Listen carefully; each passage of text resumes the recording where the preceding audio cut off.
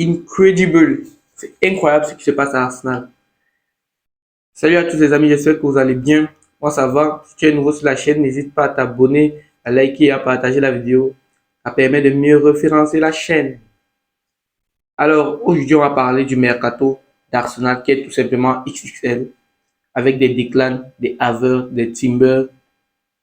Et là nous ne sommes qu'en juin.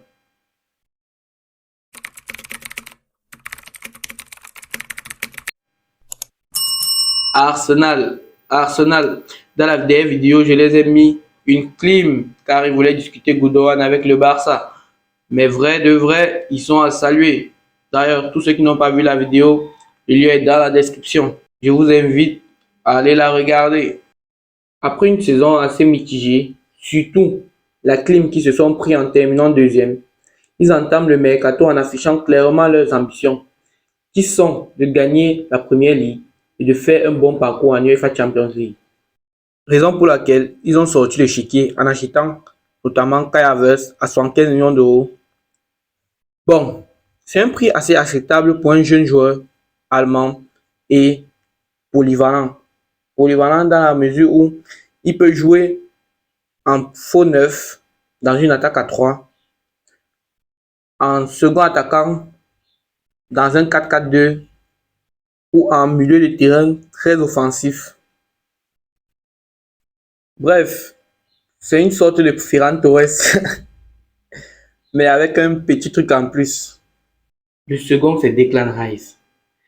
C'est un milieu box-to-box, mais technique et qui soutient très bien la défense. C'est un 6, mais qui, à mon avis, à Arsenal, s'adaptera très bien dans un double pivot avec Thomas Partey. Le boy, pour ceux qui ne regardent pas trop les matchs de West Ham, c'est un leader, c'est-à-dire capitaine de West Ham, à seulement 24 ans. Et il a réussi à amener son équipe à la victoire en Conference League. Cependant, les gars, franchement, soyons sérieux et parlons de football. Mais dans quel monde on est? Le boy il coûte 122 millions d'euros, bonus inclus. Mais c'est exagérément exagéré. Car même si le talent il l'a, mais pour coûter 122 millions d'euros, je pense pas.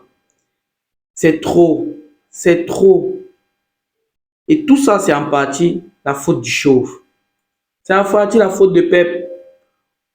Ou le chauve génie, il a quoi? Il a quoi avec Arsenal? On ne comprend pas.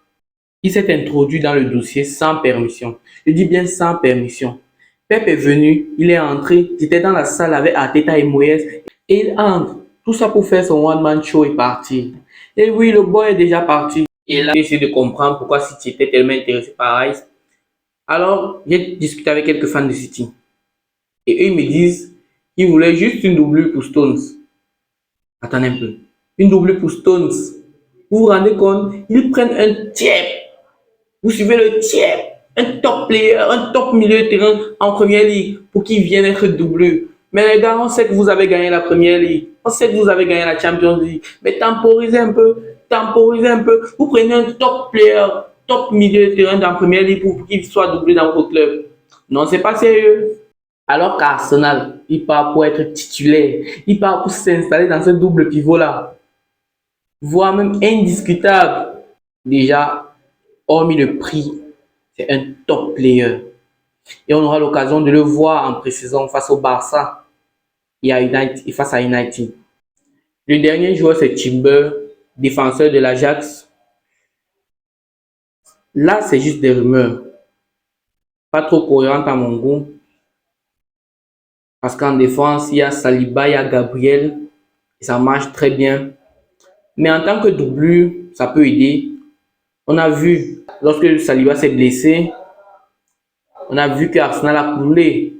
Alors, s'il y a une doublure d'un cran plus haut, comme Timber, ça va marcher, ça va donner.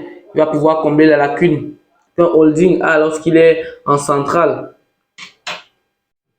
Et en plus, avec leurs différentes compétitions, la Ligue des Champions, parce que Arsenal va jouer la Ligue des Champions cette année. Arsenal. Bref, on verra, on aura le temps de suivre cet OCAR. Alors, si tu as vu la vidéo jusqu'ici, Laisse Gunner en commentaire. Gaping.